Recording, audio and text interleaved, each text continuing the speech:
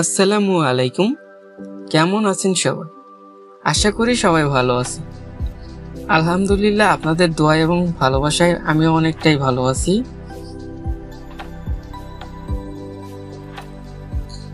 আমি রেসাল নতুন একটি ব্লগ নিয়ে হাজির হলাম।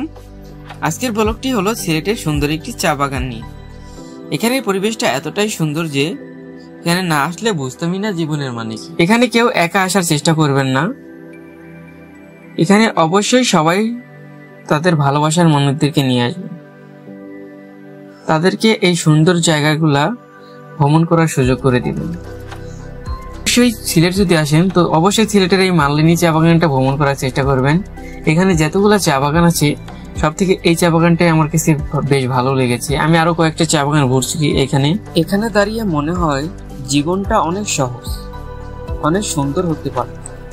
ব্রিটিশ আমলে শুরু হওয়া এই চা বাগান আজও আমাদের জীবনের অংশ হয়ে আছে।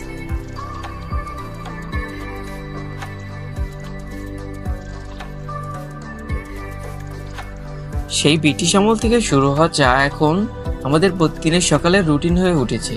চা ছাড়া আমাদের এক একটা দিন না চলে না বললেই চলে। যারা চা পছন্দ করেন তারা অবশ্যই এখান থেকে চা পাতা কিনে নিয়ে যাবেন। আর এখানে বেশ কিছু দেখেছি যে অরিজিনাল চাগুলোই বিক্রি করে, তো সবাই এখান থেকে যদি চিনে ভালো মতো চাগুলো কিনে নিয়ে। এখন এই বৃষ্টির কারণে পর্যটকের সংখ্যা খুবই কম এই চা বাগানে, বাট অন্য সময় এখানে চা বাগানে প্রচুর ভিড় থাকে। সো এখানে ঢোকার জন্য বেশ কিছু জায়গা আছে এখান দিয়ে ঢোকার, বাট ওই কোন ছবি তোলার জন্য সামনে যাইতেছে, তো আমিও যাই দেখি। আমার যদিও ছবি তুলছি, কিছু বেশি ছবি তোলার ইচ্ছা নাই। তো এখানে খুবই পাহাড় ভাঙন, তো এখানে সাবধানে চলাফেরা করবেন, কারণ এখান থেকে পড়লে ডাইরেক্ট হাত পা ভেঙে যাবে। নিশ্চিত আপনাকে হসপিটালে যেতে হবে। আমি করা দিছিলাম কিন্তু করি নাই, আল্লাহ করে।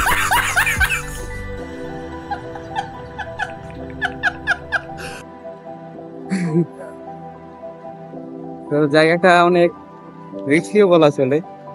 তো যারা এখানে সচরাচর হাঁটাচলা করে তাদের জন্য ঠিক আছে, পারফেক্ট আছে, বাট আমরা যারা নতুন আছি তাদেরকে অবশ্যই সাবধানে চলা উচিত, কারণ জায়গাটা অনেক খারাপ এবং উঁচু নিচু আছে।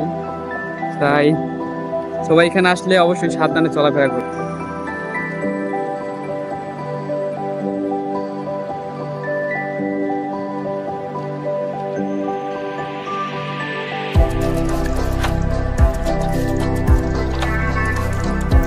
এই ছিল আমার আজকের সিলেটের চা বাগান ভ্রমণ।